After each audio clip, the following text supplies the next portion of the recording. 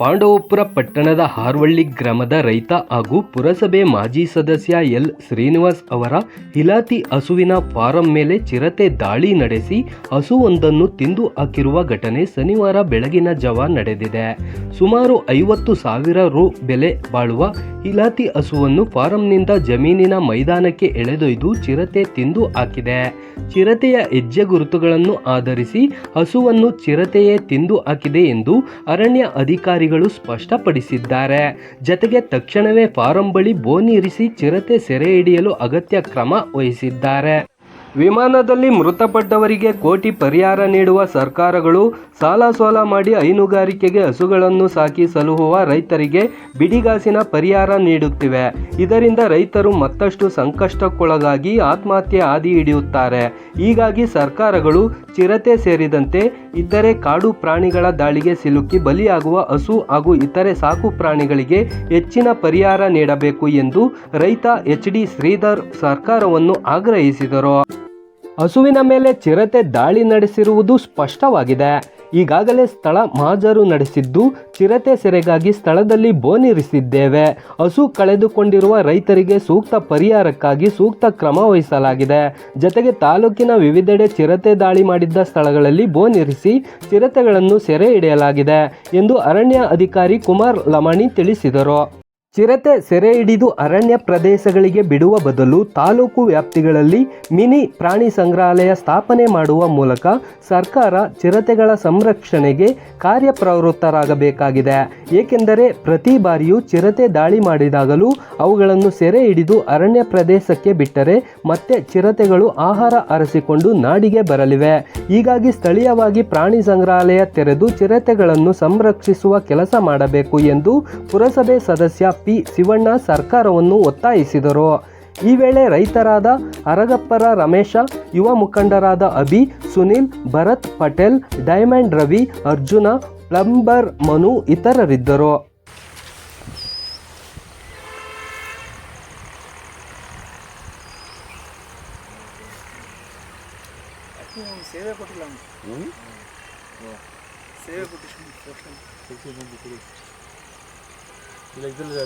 ಕೊಡು ಮಂಜುಗೆ ಎಲ್ಲೇ ಕಳ್ಸ್ಕೊಳ್ಬೇಕಾ ಭಾರಿ ಕಷ್ಟ ಆ ಟೈಮಿಂಗ್ಸ್ನೆಲ್ಲಾನು ಕೂಡಿಸ್ಕರ್ಸಿದ್ರೆ ಇವನ ಪ್ರಾಣಿ ಸಂಗ್ರಹಾಲಯದಲ್ಲಿ ಸಂಗ್ರಹಣೆ ಮಾಡಬಹುದು. ಯಾವುದೇ ರೈತಾಪಿ ಜನಾಂಗನು ಯಾವ ಟೈಮಲ್ಲಾರು ನಿದ್ದೆನಾರ ಮಾಡಬಹುದು, ಕರೆಂಟ್ ವ್ಯವಸಾಯದಲ್ಲಿ ಇದಾರ ಮಾಡಬಹುದು. ಅದು ಬಿಟ್ಬಿಟ್ಟು ಇದನ್ನ ತಗೊಂಡೋಯ್ತೀರಿ, ಅಲ್ಲಿ ಬಿಡ್ತೀರಿ. ಅವು ಒಂದು ದಿವಸಕ್ಕೆ ಎಷ್ಟೋ 1000 ಕಿಲೋಮೀಟ್ರು ಫಾಸ್ಟಾಗಿ ಬರ್ತವೆ ಈ ಚಿರತೆ. ಬಟ್ ಅಲ್ಲಿಂದ ಇಲ್ಲಿವರೆಗೂ ಅಲ್ಲೆಲ್ಲ ಈಗ ಅಲ್ಲಿಂದ ಬೇಡ ಅಂದ್ರೆ ನಾವು ಇಲ್ಲಿಂದ ನಾವು ನಾಗರಹೊಳೆ ಬಿಟ್ಬಿಟ್ಟು ನಾಗರಹೊಳೆಯಿಂದ ಇಲ್ಲಿ ಬಂದ್ಬಿಟ್ಟು ಅಂತ ನಾನೆಲ್ಲ ವಾದ ಮಾಡ್ತಾ ಇರುವಂತದ್ದು. ನಾಗರಹೊಳೆಯಿಂದನೇ ಬೇರೆ ಊರಿಗೆ ಬರ್ತವೆ, ಅಲ್ಲಿಂದ ಅಲ್ಲಿಗೆ ಬಂದೇ ಬರ್ತವ ಪ್ರಾಣಿ ಸಂಗ್ರಹಾಲಯ. ಮರಿಗಳು ಹಾಕಿರ್ತವೆ, ಆ ಮರಿಗಳನ್ನೇ ಸ್ಪ್ರೆಡ್ ಆಗಿ ಹೌದು. ಅದೇ ಸಂತಾನೋತ್ಪತ್ತಿ ಮಾಡುವಂತದ್ದನ್ನ ಪ್ರಾಣಿ ಸಂಗ್ರಹಾಲಯದಲ್ಲೇ ಮಾಡ್ಲಿ. ಗೌರ್ಮೆಂಟ್ ಅದಕ್ಕೆ ಆದ್ಯತೆ ಜಾಸ್ತಿ ಕೊಡ್ಲಿ. ಸ್ವಲ್ಪ ನಾನು ಜನರಲ್ ಆಗಿ ಹೇಳ್ತಾ ಇರುವಂತದ್ದು, ಯಾವುದೇ ಪ್ರಾಣಿ ಸಂಗ್ರಹಾಲಯದಲ್ಲಿ ನಿಮ್ಮ ಫಾರೆಸ್ಟ್ ಡಿಪಾರ್ಟ್ಮೆಂಟು ಪ್ರಾಣಿನ ಸೆರೆ ಹಿಡಿತೀರಿ. ಸೆರೆ ಹಿಡಿದಾಗ ಏನ್ ಮಾಡ್ತೀರಿ, ತಗೊಂಡೋಗಿ ಅದೋ ಒಂದು ಒಳಗೆ ಇದಕ್ಕೆ ನಾಗರಹೊಳೆಯೋ ಬಂಡೀಪುರಕ್ಕೋ ಫಾರೆಸ್ಟ್ ಇದಕ್ಕೆ ಅರಣ್ಯ ಇಲಾಖೆ ಅರಣ್ಯಕ್ಕೆ ಬಿಟ್ಬಿಡ್ತೀರಿ. ಅವು ಆಹಾರ ಹುಡಿಕೊಂಡು ಎಲ್ಲೂ ಬರ್ತವೆ, ನಗರ ಪ್ರದೇಶಕ್ಕೆ ಬರ್ತವೆ. ಇದಕ್ಕೆ ಸೂಕ್ತವಾದದ್ದು ಅಂತಂದ್ರೆ ಏನಾರು ಎಲ್ಲರೂ ಆಗ್ಲಿ. ಈಗ ನಮ್ಮಲ್ಲಿ ಏನಾಗಿದೆ, ರೈತ ಹಸುಗಳನ್ನ ವಯಸ್ಸಾದಂತ ತಗೊಂಡೋಗಿ ಎಲ್ಲೂ ಬಿಡ್ತೀವಿ, ಕಸಾಯಿಖಾನೆ ಅಲ್ಲ ಸಾರಿ ಗೋಶಾಲೆ ಬಿಡ್ತೀವಿ. ಅಲ್ಲಿ ನೋಡಿಕ್ಕೆ, ಅಲ್ಲಿ ಸೇಫ್ ಮಾಡಕ್ಕೆ. ಹಂಗೆ ಇವಕ್ಕೂ ಏನಾರೋ ಒಂದು ಸೇಫ್ ಮಾಡಿದ್ರೆ ಇಲ್ಲಿ ರೈತಾಪಿ ಜನಾಂಗಗಳು ಬದುಕಿಕ್ಕೆ, ಒಂದು ವ್ಯವಸಾಯ ಮಾಡಕ್ಕೆ ಒಂದೊಂದು ಅನುಕೂಲ ಆಗುತ್ತೆ. ಇದು ಅದನ್ನ ಬಿಟ್ಬಿಟ್ಟು ಇಲ್ಲಿಂದ ತಗೊಂಡು ಹಾಲು ಬಿಡ್ತೀವಿ, ಅಲ್ಲಿಂದ ತಗೊಂಡು ಹಾಲು ಬಿಡ್ತೀವಿ, ಅದು ಏನೂ ಪ್ರಯೋಜನ ಇಲ್ಲ. ಇದು ಸರ್ಕಾರಕ್ಕೂ ಲಾಸು, ಅಧಿಕಾರಿಗೂ ಲಾಸು, ರೈತಾಪಿ ಜನಾಂಗಕ್ಕೂ ಲಾಸು. ಆದೇಶ ಹಂಗೆ ಇದೆ ಗೌಡ್ರೆ, ಅದನ್ನ ಸರ್ಕಾರದ ಅದನ್ನ ರೈತಾಪಿ ಈಗ ನಾವು ಯಾರಿಗೂ ಪ್ರಾಬ್ಲಮ್ ಹೇಳ್ಬೋದು, ಅಧಿಕಾರಿಗಳಿಗೆ ಹೇಳ್ತೀವಿ. ಅಧಿಕಾರಿ ಯಾರಿಗೆ ಹೇಳ್ಬೋದು, ಅದು ಸಂಬಂಧಪಟ್ಟ DC ಸಂಬಂಧಪಟ್ಟವ್ರಿಗೆ ಹೇಳ್ತೀರಿ. ಅವ್ರು ಎಲ್ಲಿಗೆ ಹೇಳ್ತಾರೆ, ಸರ್ಕಾರಕ್ಕೆ ಕೇಳಬೇಕು. ಇದು ಯಾವುದೇ ವ್ಯವಹಾರ ಮಾಡೋದು ಒಂದು ಚೈನ್ ಸಿಸ್ಟಮ್ ಇರೋದ್ರಿಂದ ನಾವು ಯಾವುದೇ ಕೋರಿಕೆ ಕೊಡಬೇಕು ನಿಮ್ಮ ಗಮನಕ್ಕೆ ಬಂದಿದ್ದೀವಿ. ನಾವೇನು ನೇರವಾಗಿ ಹೋಗಿ ಸರ್ಕಾರಕ್ಕೆ ಹೋಗಿ ಆದೇಶ ಮಾಡೋಕ್ಕಾಗಲ್ಲ, ನಮ್ಮ ಬೇಡಿಕೆ ಇಡಿಕಾಗಲ್ಲ. ಅಲ್ಲಿ ನಾವು ನಿಮ್ಮ ಹತ್ರ ಇಡ್ತೀವಿ, ನೀವು ನಿಮ್ಮ ಮೇಲ್ಪಟ್ಟ ಅಧಿಕಾರಿಗೆ ಇಡ್ತೀರಿ, ಅವರು ಅದು ಸಂಬಂಧಪಟ್ಟಾಗ ತಗೋಬೇಕು. ಇದು ಸೂಕ್ತವಾದದ್ದು. ಇಲ್ಲ ಅಂದರೆ ಇದು ದಿನನಿತ್ಯ ನಡೆಯುವಂಥ ಪರಿಸ್ಥಿತಿ ಇದು.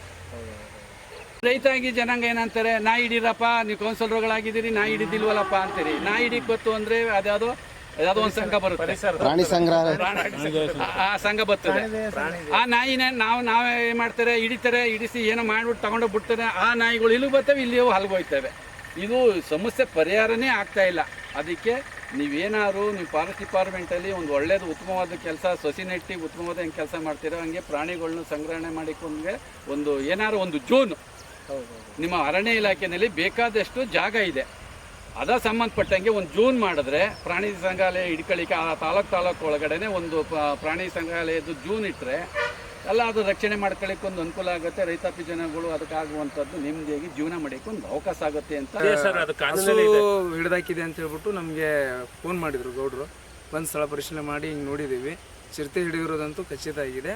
ಅದನ್ನು ಈಗ ಅವರಿಗೆ ಅವ್ರದ್ದು ಒಂದು ಡಾಕ್ಯುಮೆಂಟ್ಸ್ ತೊಗೊಂಡು ಈಗ ನಾವು ಒಂದು ಸರ್ಕಾರದ ಒಂದು ಅಪ್ಲಿಕೇಶನಲ್ಲಿ ಅಪ್ಲೋಡ್ ಮಾಡಿಬಿಟ್ಟು ಅವರಿಗೆ ಪರಿಹಾರ ಬರೋಂಗೆ ನಾವು ಸೂಕ್ತ ಕ್ರಮನ. ಈಗ ಹಸುನ ಸಾಯಿಸಿರೋದು ಚಿರತೆನೆ ಅಂತ ಕನ್ಫರ್ಮ್ ಆಗಿದೆಯಾ? ಹೌದು, ಅಲ್ಲಿ ಹೆಜ್ಜೆ ಗುರುತುಗಳನ್ನೆಲ್ಲ ನೋಡಿ ಮತ್ತೆ ಅವು ಚಿರತೆ ಹಿಡಿದಿರುವಂಥ ಒಂದು ಕ್ರಮ ನೋಡಿದ್ರೆ ಅದು ಚಿರತೆನೆ ಚಿರತೆನೆ ಅಂತ ಗೊತ್ತಾಗಿದೆ.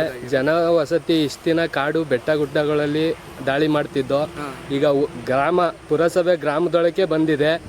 ಈ ಮುಂದೆ ಇನ್ನೇನಾದ್ರು ಜನರ ಮೇಲೆ ಅಟ್ಯಾಕ್ ಆದ್ರೆ ಅದಕ್ಕೆಲ್ಲ ಯಾರು ಹೊಣೆ ಆಯ್ತಾರೆ? ಇದಕ್ಕೆ ಈಗ ನಾವು ಈಗ ಬೋನು ಒಂದು ನಮ್ಮ ಇಲಾಖೆಯಲ್ಲಿ ಇರುವಂಥ ಒಂದು ಸೂಕ್ತ ಇದು ಅಂದರೆ ಬೋನ್ ಇಡೋ ವ್ಯವಸ್ಥೆ ಅದನ್ನು ಮಾಡಿದ್ದೀವಿ. ಒಂದು ಸ್ವಲ್ಪ ಹೊತ್ತಾದಮೇಲೆ ನಾವು ಕೂಡ ನಮ್ಮ ಸಿಬ್ಬಂದಿಗಳ ಜೊತೆ ಸ್ವಲ್ಪ ಕೂಮಿಂಗ್ ಮಾಡಿಬಿಟ್ಟು ಸ್ವಲ್ಪ ಏನೋ ಒಂದು ವ್ಯವಸ್ಥೆ ಮಾಡೋಣ ಅಂತ ಹೇಳ್ಬಿಟ್ಟು ಇದು ಮಾಡ್ಕೊಂಡಿದ್ದೀವಿ. ಮೇಲಧಿಕಾರಿಗಳು ಯಾರು ಸ್ಥಳ ಪರಿಶೀಲನೆ ಬಂದಿಲ್ಲ? ಮೇಲಧಿಕಾರಿಗಳು ಇದ್ರ ಬಗ್ಗೆ ನನಗೆ ಗಮನ ಅವ್ರಿಗೆ ಹರಿಸ್ತೇನೆ, ನೋಡೋಣ. ಅವರು ಬಂದರೆ ಕರ್ಕೊಂಡ್ಬಂದು ಸ್ಪಾಟ್ ವಿಸಿಟ್ ಮಾಡಿ ಇದು ಮಾಡಿಸ್ತೀವಿ. ನೀವೇನು ಹೇಳ್ತೀರಾ? ರೈತರಾಗಿದ್ದೀರಾ, ಇಷ್ಟು ದಿನದಲ್ಲಿ ಇದೇ ಫಸ್ಟ್ ಆಗಿರೋದ ಇದು ಘಟನೆ? ಇದೇ ಫಸ್ಟ್ ಆಗಿರೋದು. ಇಲ್ಲಿ ಎಷ್ಟು ಹಸು ಇತ್ತು ಒಳಗಡೆ? ಒಂದು 7-8 ಹಸುನೇ ಇದ್ದು, ಬಟ್ ಇದೊಂದಕ್ಕೆ ಆ ಥರ ಹಾನಿಯಾಗಿರೋದು. ದಯವಿಟ್ಟು ಇದನ್ನ ಸರ್ಕಾರದ ಮುಖಾಂತರ ಕೇಳೋದಿಷ್ಟೇ, ರೈತರಿಗೆ ಒಂಚೂರು ಹೆಲ್ಪ್ ಆಗೋಂಗೆ ಮಾಡಿ. ಏಕೆ ಅಂದರೆ ನಾವು ಎಲ್ಲ ಬಡಸ್ಥಿತಿಲೇ ದನಗಳು ಸಾಕೋದು, ಯಾರು ಶ್ರೀಮಂತರು ಯಾರೂ ಸಾಕಲ್ಲ ದನನ.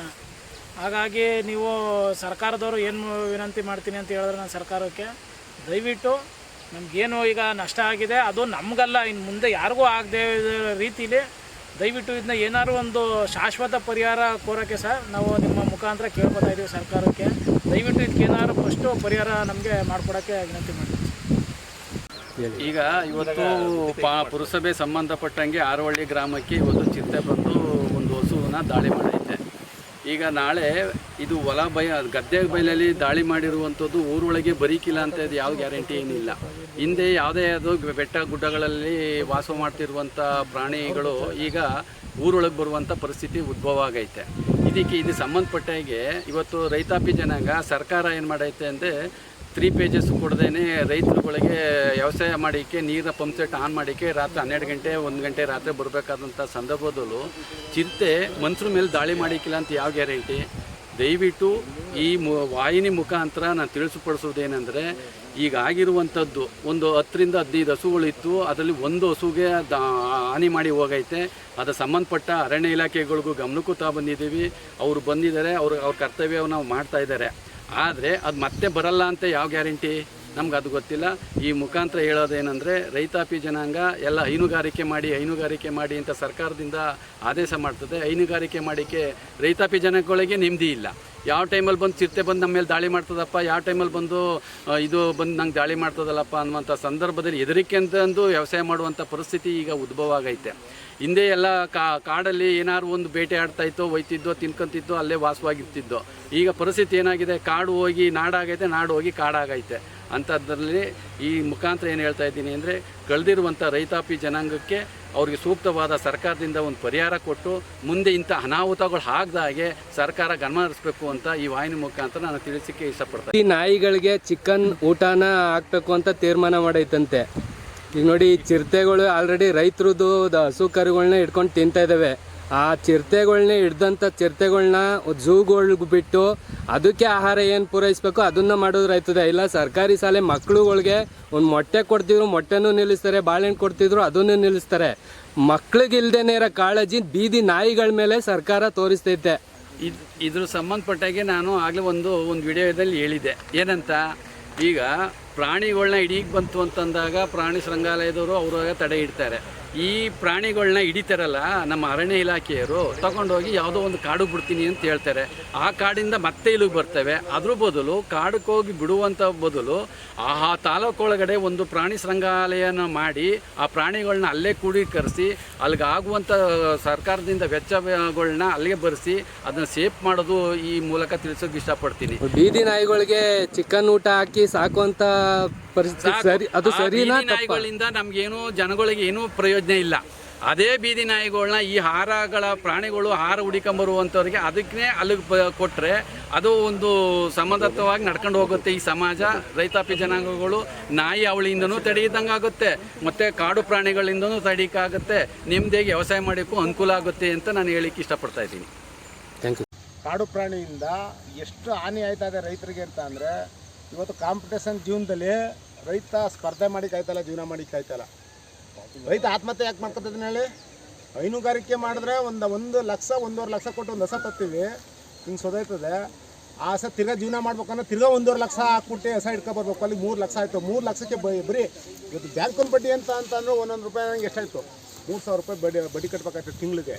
ಅದನ್ನೇ ಮಾಡಿಕಾಯ್ತಿಲ್ಲ ಇದು ಇಷ್ಟದಲ್ಲಿ ಫಾರೆಸ್ಟ್ ಆಫೀಸರ್ಗಿಂತ ಅವ್ರು ಏನೋ ಚಿತ್ತ ಕಾಣ್ತು, ಹಾನಿ ಆಯಿತು, ಅಲ್ಲಿಗೆ ಬಂದು ಬೋನ್ ಮಾಡ್ತಾರೆ ಅಷ್ಟೇ. ಆದರೆ ಸರ್ಕಾರ ಇದ್ರ ಬಗ್ಗೆ ಕ್ರಮ ವಹಿಸ್ಬೇಕು.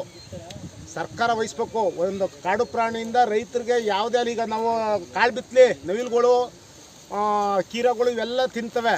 ಅವೆಲ್ಲನೂ ರೈತ ಅವೆಲ್ಲನೂ ಮಾಡಿ ಆದಾಯ ಮಾಡಬೇಕು ಅಂತಂದರೆ ಇವತ್ತು ಒಬ್ಬ ಕೂಲಿ ಮಾಡಿ ಹೋದ್ರೆ 1,000 ರೂಪಾಯಿ ಸಿಗ್ತದೆ. ನಮಗೆ ತಿಂಗಳಿಗೆ ಬರೀ 10,000 ರೂಪಾಯಿ ಸಂಪಾದನೆ ಮಾಡಿಕೈತಿ ಒಬ್ಬ ರೈತ. ಇವತ್ತು 1.5 ಲಕ್ಷ ಕೊಟ್ಟು ಹಸ ತತ್ತೀವಿ, ಹಿಂಗೆ ಆಯ್ತದೆ. ಏನು ಮಾಡಿಕಾಯ್ತದೆ? ಸರ್ಕಾರ ಈ ಇಸಿದ್ರೆ ಕಾಡು ಪ್ರಾಣಿಯಿಂದ ರೈತರಿಗೆ ಎಷ್ಟೆಷ್ಟು ಅದು ಹೈನುಗಾರಿಕೆ ಇಲ್ಲ ಆಗ್ಬೋದು, ಬೆಳೆ ಇಲ್ಲ ಆಗ್ಬೋದು, ಪರಿಹಾರ ಅದಕ್ಕೆ ನಿರ್ದಿಷ್ಟವಾಗಿ ಇಷ್ಟು ಪರಿಹಾರ ಅಂತ ಮಾಡಲೇಬೇಕು. ರೈತರಿಗೂ ಹಾನಿ ಆಯ್ತದೆ. ಈಗ ಒಂದು ವಿಮಾನದಲ್ಲಿ ಹೋದವ್ರಿಗೆ, ಒಬ್ಬ ಉದ್ಯಮಿಗಳಿಗೆ ಹೋದವ್ರಿಗೆ ವಿಮಾನದಲ್ಲಿ ಸತ್ತವ್ರಿಗೆ 1 ಕೋಟಿ ಕೊಡ್ತಾರೆ, 2 ಕೋಟಿ ಕೊಡ್ತಾರೆ, 3 ಕೋಟಿ ಕೊಡ್ತಾರೆ ಪರಿಹಾರ. ರೈತನಿಗೆ ಅವನಿಗೆ ಇದಿಲ್ವಾ? ಅದಕ್ಕೂ ನಿರ್ದಿಷ್ಟವಾಗಿ ಈಗ ಒಂದು ಹೊಸ ತರಬೇಕಂದ್ರೆ 1.5 ಲಕ್ಷ ಆಗುತ್ತೆ. ಒಂದು ಮೇಕೆ ತರಬೇಕಂದ್ರೆ 15,000 20,000 ಬೇಕು. ಇವರು 2,000 3,000 4,000 ಪರಿಹಾರ ಕೊಡ್ತಾರೆ. ಯಾವ ಲೆಕ್ಕಾಚಾರಕ್ಕೆ ಬರ್ತದೆ? ಒಬ್ಬ ರೈತ ಜೀವನ ಮಾಡೋದು ಹೆಂಗೆ? ನಾವು ಇವತ್ತು ಸ್ಪರ್ಧಾ ಮಕ್ಕಳಲ್ಲಿ ನಾವು ಮಕ್ಕಳುಗಳು ಫೀಸ್ ಓದಿಸ್ಬೇಕು ಅಂತ ನಮ್ಮ ಖರ್ಚು ಎಷ್ಟಾಗ್ತದೆ? ರೈತ ಆತ್ಮಹತ್ಯೆ ಎಲ್ಲಿ ಮಾಡ್ಕೊತಾನೆ ಅಂದರೆ ಈ ಥರ ಹಾನಿಯಿಂದ ಮಾಡ್ಕೊತಾನೆ. ನಾನು ಇದರಿಂದ ಕಡಾಖಂಡಿತವಾಗಿ ಹೇಳ್ತೀನಿ, ಸರ್ಕಾರ ಇದರಲ್ಲಿ ಭಾರಿ ಪರಿಹಾರ ರೈತರಿಗೆ. ಒಂದು ಹಸು ಸತ್ತರೆ 1.5 ಲಕ್ಷ ಗಂಟೆ ಪರಿಹಾರ ಕೊಡಬೇಕು. ಒಂದು ಕಟ್ಸ ಸತ್ರ 50,000 60,000 ಪರಿಹಾರ ಕೊಡಬೇಕು. ಒಂದು ಮೇಕೆ ಸತ್ರ ಒಂದು 30,000 40,000 ಪರಿಹಾರ ಕೊಡಬೇಕು. ಯಾಕೆಂದರೆ ನಾವು ಒಂದು ಮರಿ ಇಟ್ಕೊಬತ್ತೀವಿ ಅಂದ್ರೆ 15,000 ರೂಪಾಯಿ ಬೇಕು ಒಂದು ಮೇಕೆಗೆ. ಒಂದು ಕರೆ ಇಟ್ಕೊಬತ್ತೀವಿ ಅಂತ ಅಂದರೆ 25,000 ಬೇಕು. ಒಂದು ಹಸು ಇಟ್ಕೊಬತ್ತೀವಿ 1.5 ಲಕ್ಷ ಬೇಕು. ಆಮೇಲೆ ನಮ್ಮ ಕೂಲಿ ಏನು? ನಾವು ಬೆಳಿಗ್ಗೆಯಿಂದ ಸಾಯಂಕಾಲ ಗಂಟೆ ನಾವು ಹಸ ಸಾಕಬೇಕು ಅಂತ ಅಂದರೆ ಅಲ್ಲಿ ನಾನು ಹೇಳ್ಬಾರ್ದು ಈ ಮಾತನ್ನ. ನಮ್ಮ ತಂದೆ ಸತ್ತವ್ರೆ ಅಂತಲೂ ನಾವು ಹಸಗಳು ಹಾಲು ಕರಿಬೇಕು, ಹಸಿಗೆ ಮೇವು ಹಾಕ್ಬೇಕು. ನಾವು ಎಲ್ಲೂ ಹೊರಗಡೆ ಒಯ್ಕಾಯ್ಕಿಲ್ಲ. ಅಂಥ ಜೀವನದಲ್ಲಿ ನಾವು ರೈತರು ಬದುಕ್ತಾ ಇದ್ದೀವಿ. ದಯವಿಟ್ಟು ಸರ್ಕಾರ ಇದು ಗಮನ ಹರಿಸಿ ಸೂಕ್ತ ಪರಿಹಾರ, ಬರೀ 2,000 5,000 ಕೊಡೋದಲ್ಲ, ಸೂಕ್ತ ಪರಿಹಾರ ಅದ್ರ ಮೌಲ್ಯ, ಆ ಹಸಿನ ಮೌಲ್ಯ ನೋಡ್ಬಿಟ್ಟು ಗುರುತಿಸಿ ಪರಿಹಾರ ಕೊಡಬೇಕು ಅಂತ ಇದರಲ್ಲಿ ಕಡಾಖಂಡಿತವಾಗಿ ನಾನು ಈ ಮೂಲಕ ಹೇಳ್ತೀನಿ.